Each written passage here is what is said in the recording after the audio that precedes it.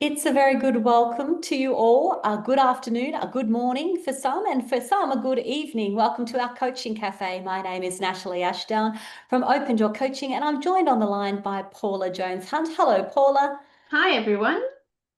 So today it's going to be talking about the knowledge debate and exploring the ICF Core Competencies updates. And this is something that has lit up social media recently. So we're looking forward to discussing this with you.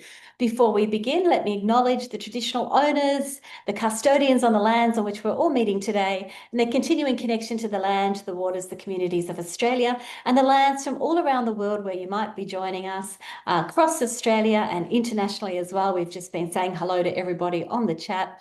And wherever you might be joining us, we pay our respects to them, elders past, present, and emerging, and elders from Indigenous communities from all around the world. So it's wonderful to see everyone coming on the line. If you are new to the Coaching Cafe, welcome. We are all about creating community, sharing learned experiences, and having thought-provoking conversations. And today, I hope this will be a thought-provoking conversation for you as we continue to explore the ICF Core Competencies update. And in the ICF Core Competencies, the updates that just came out about a month ago, we've been exploring them together over the past coaching cafes. There is one word that is causing concern, and that is the topic of our conversation today. If you are a regular, welcome back. You know, whether you're listening via our podcast, which is exploding, or on here live with us, welcome. We love joining you every Friday at this time, and we like being part of your listening podcast as well. If you're interested in your ICF CCEs, we offer those free to you, and you can pick that up if you're listening live at the end of the session. Alrighty, the ICF Core Competencies were updated recently. It's been 5 years since they were updated. There were a number of big ticket items that were included as updates to the ICF Core Competency, and we've been discussing them over the past few weeks. One of them is the introduction of working with supervisors or mentors as needed, being aware of coaching in terms of best practice and the use of AI technology. Another update was the being aware of the influence of one's thoughts and behaviors on the client and what's emerging for yourself and the client in the moment. Last week, we discussed coaching philosophy, and just a correction, actually, the ICF Core Competencies does have the definition of coaching philosophy. So thank you to our social media guru who picked that up for us. And coaching philosophy is defined as the underlying theory, beliefs, and principles that guide a coach's practice and interactions with clients. So if you're listening to last week's podcast, you can listen to it with that lens as well, the ICF's definition of coaching philosophy. So just a correction, I said I couldn't find their definition, and there it is, sitting beautifully in the glossary of terms. So that was a really great pickup. Today, we're talking about the other big ticket item, the other big change, which is that the coach can share observations, knowledge, and feelings without attachment. And it is the word knowledge that is causing the social media, LinkedIn, etc., to light up with lots and lots of comments on social media about knowledge. So that's where we want to turn our attention to today. And if you'd like to interact with us and give us your thoughts, please feel free to interact with us via the chat box. Alrighty, so let's have a look at the detail and what we're talking about here around this introduction of the word knowledge, which has caused so much confusion and delay and interest. So I think for a start, it's great that there's coaching debate going on, that coaches care about the ICF core competencies, and they care enough to get onto social media to have a really good discussion about it. So that's what we're trying to do as well. So here is the actual description that caused all the issues and concerns. Some people are absolutely keen on the introduction, others not so keen. It comes under core competency number 7, evokes awareness. Previously, it said shares observations, insights, and feelings without attachment that have the potential to create new learning for a client. So previously, we already had shares observations, insights, and feelings. That was already in the competency. But now we have shares observations, knowledge, and feelings without attachment that have the potential to create new insights for the client. So the word that got changed was shares observation insights. The word insights got changed to shares observation and knowledge, and the word learning changed to creating new insights for the client. So a big significant change actually, that insights was swapped out with knowledge. So the worry, yes, and well done, Brett, you've already picked it up. Knowledge is defined in the glossary, so good pick up straight away there. And I went straight to the glossary to find out. And the knowledge definition. So the definition of knowledge from the ICF is information or skills gained through study, observation, practice, or direct experience. So you can imagine as coaches now, this is causing concern, because if I am sharing information or skills gathered through study, observation, practice, or direct experience, the big concern is that now coaches will start mentoring, coaches will start counseling, and blurring the lines between what is coaching, mentoring, and any other service that we might be offering. And when you think about it, when I first saw this word, I'm like, what? We've spent all our time coach training, suggesting to people that they do not enter the space and share their knowledge and do mentoring, etc. And so that's what caused me to have to, and Paula and all the whole team, Bridget, to have a really good think about what are we talking about when we talk about knowledge? What is it and what is it not? And so with that in mind, I want to dig into the definition with you and give you some insights that might share our knowledge or expand our knowledge on the topic of knowledge. And you can count how many times I use the word knowledge in the podcast. Here we go. Let's pick up on our discussion from last week around coaching philosophy and around knowledge and how knowledge is created and knowledge is shared. So we're looking at the iceberg principle. There's an article that I've shared as well. We're looking from Jagosh 2019. So looking at the academic research as well here. And we're thinking about knowledge in terms of what is known on the surface. That's what we're talking and exchanging information on the surface. And then under the surface, our role as coaches is from a knowledge perspective, to surface the known, to surface what the client knows, and also through the co-creation, through the work we do together, to surface what is unknown. And that's how clients get aha moments, and we discuss those as well. So our job is to surface the knowledge that the client knows, and also to ask great questions, observations, etc., that surface what is unknown to create that knowledge. Now, underneath that, we do actually have knowledge which we bring to the coaching interaction.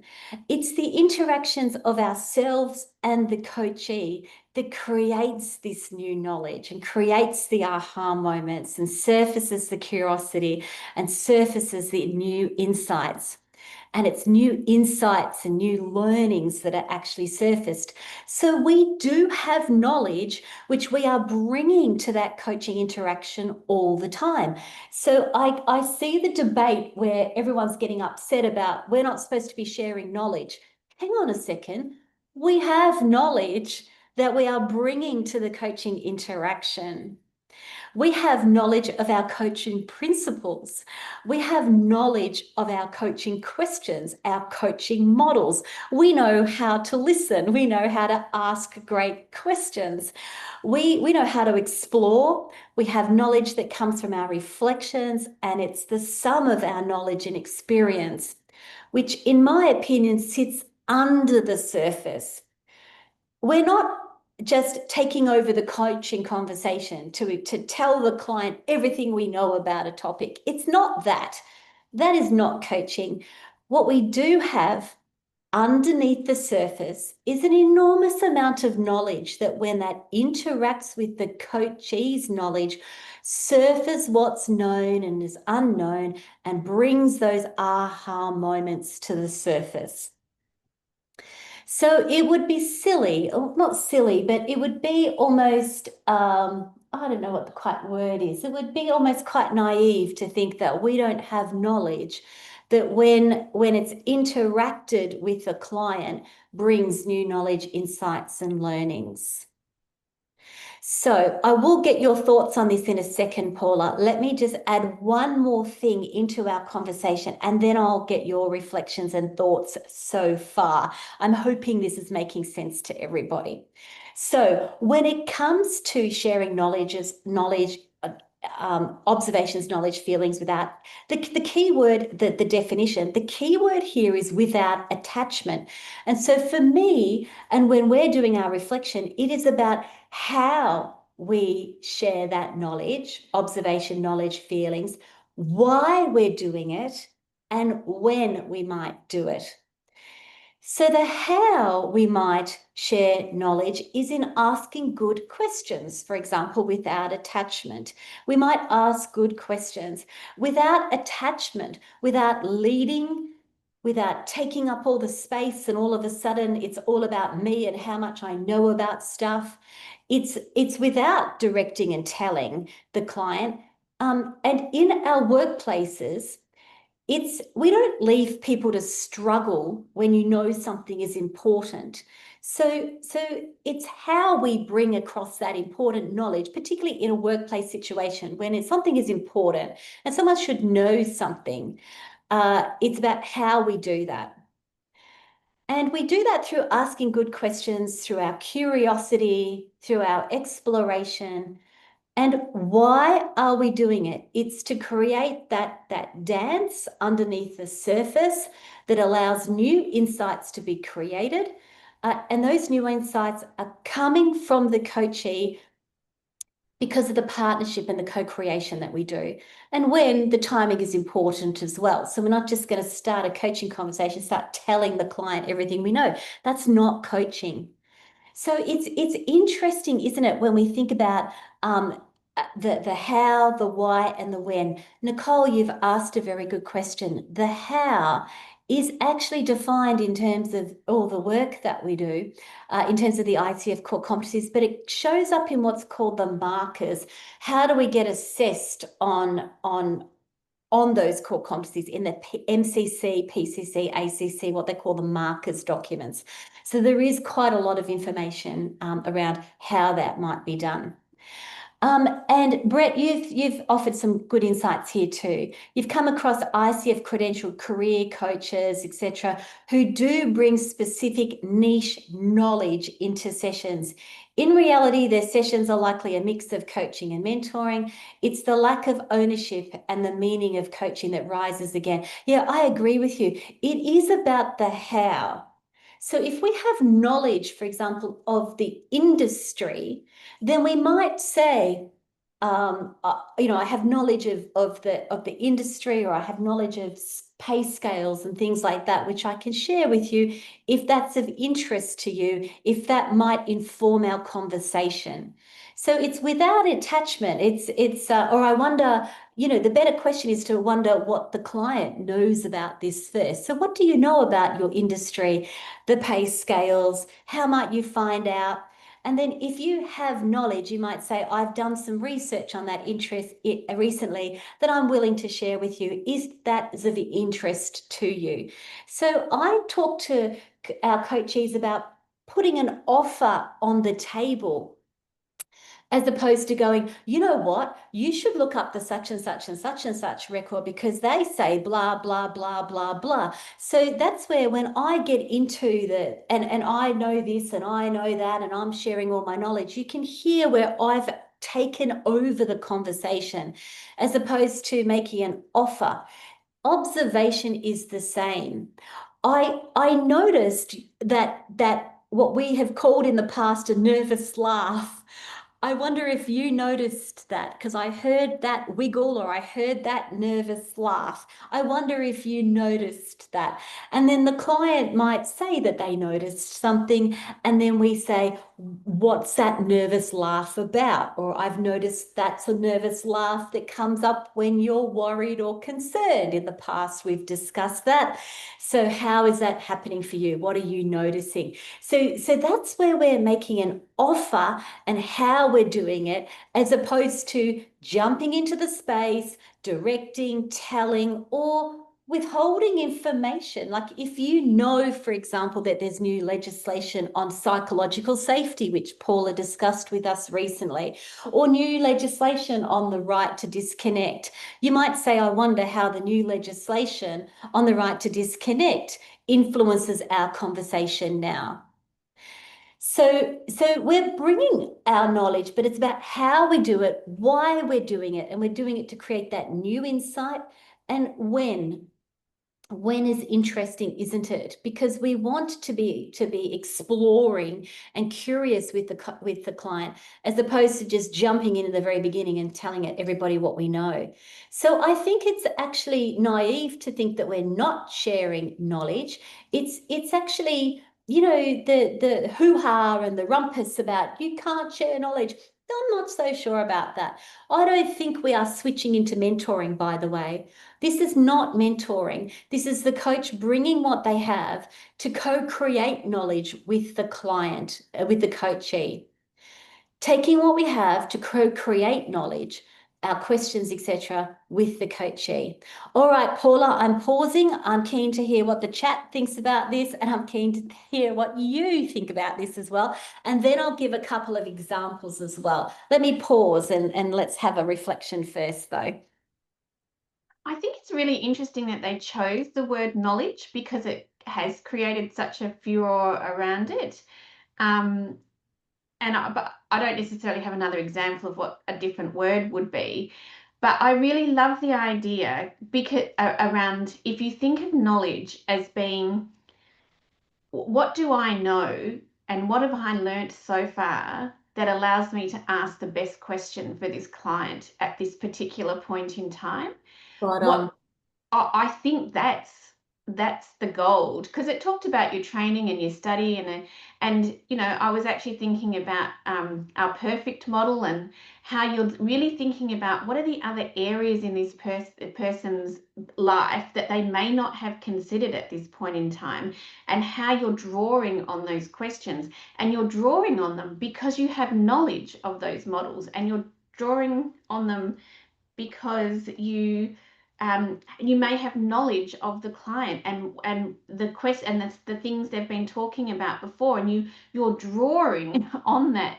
So maybe it's the drawing of knowledge as much as it is the word knowledge in there that is about what they're trying to get to at that point. Yes, I love that word drawing. So if it was shares observations and knowledge or draws on observations and knowledge, that's another way, a lovely way of thinking about it. And you're spot on, in my opinion, for what it's worth, Paula. And here is the examples, building on what you've just said. We do have knowledge, exactly what you said. Let's have a look what's right under the surface in terms of our knowledge. We do have knowledge of the organization that the client is working in, so we have knowledge of the context. We have knowledge that comes from past coaching sessions that we've had with the client, everything they have shared with us in the past, and the organization within which they're operating. And exactly what you said, we have knowledge of our coaching models. We are lifelong learners. That's why we show up every single week to do the coaching cafe, because we want to learn and reflect and grow together. So every week we're adding to our knowledge bank. Even today, we're all adding to our knowledge and we're co-creating this knowledge knowledge together. So all of that is there. And if that is then surfaced at the right time, then we can co-create this knowledge to expand and create new insights for our coachees. It's a partnership. It's about co-creating, and it's about surfacing the known and the unknown. So let's have a think about it. Based on what your example you just used then, Paula, we might say something because of the knowledge that we have, all the build up that we've come to so far. We might say to the client, I'm curious, or I wonder, what does it look like given the current environment? So this way forward that you're talking about, I'm curious, or I wonder, what would that look like, or how would that play out, or what are the risks to that situation given everything we've discussed in your current environment? So I'm drawing on knowledge of that I know that there's something going on in the current environment, and I'm asking a really curious question. Now, I could say, which wouldn't be very good actually, if I said, well, we know that there's organizational structures changes going on in your organization, and I wonder how the organizational changes and the organizational restructure affects this situation. You know, I think that's quite a direct and leading question. I would prefer to have a bit more of a general question that was like, given your context and the current situation you're finding yourself in, I wonder what that looks like from a leadership point of view. I wonder how you want to build on everything we're talking about. So we are bringing in the context and knowledge, but it's just a better question, I think, if you allow it to be more open and curious. Madison's actually commented, I can imagine the credentialing exam is going to be much harder with this new term. A lot of clear distinctions between coaching and the other disciplines won't be so clear anymore. Yeah, I think that's the worry and the concern, actually, Madison. And I think that's where this great debate, I see this as, you know, a great opportunity because we care about the ICF core competencies, and we care about how we show up as coaches. And we also care about the distinctions between coaching, mentoring, and other services as well. So I say bring on the debate. And then I also say, let's expand our thinking together about what we're talking about, and let's see how it shows up as well. Here's another example for you. And this is where, as Paula said, we have knowledge of tools and models and frameworks. So another example might be the client in our discussions that we're having. We might say to the client, you know, I'm thinking about Kotter's 8-step model for change and the importance of creating a powerful coalition. And I wonder, or I'm curious about how that might be relevant to our conversation, if at all. Now, there's a coaching demonstration that I did recently, and it was a cert for a person who has done our certificate in workplace and business coaching. In that certificate, we talk about Kotter's 8-step model for change. So the person's already been exposed to Kotter. We'd already been talking about change. And so I said, you know, I'm thinking about Kotter here, and I wonder, or I'm curious about how relevant Kotter might be to our conversation, if at all. So I've got knowledge of Kotter, they've got knowledge of Kotter, and now we're going to create a knowledge exchange around how that might be relevant. See the extra beautiful piece of sugar on the end of that question is if at all. That's what it means to ask a question without attachment. I'm just wondering, I'm not sure if it's relevant or not. What do you think as the coachee? If at all means I'm not attached. Alternatively, we could have been talking about people and who needs to be involved in the change, etc. And I might ask, knowing that we've been talking about that, knowing that there's people that. So in this demo that I did, we knew that there was people that the coachee needed to influence. I knew a lot of detail actually about the person that the coachee needed to influence. So that knowledge has been shared with me. But how do we co-create? That's the beauty of what we're doing as coaches, because I could ask a question such as, so who is currently part of your powerful coalition to allow you to introduce this change? I could ask a question of like, who needs to be part of your powerful coalition in order for this change process to be successful?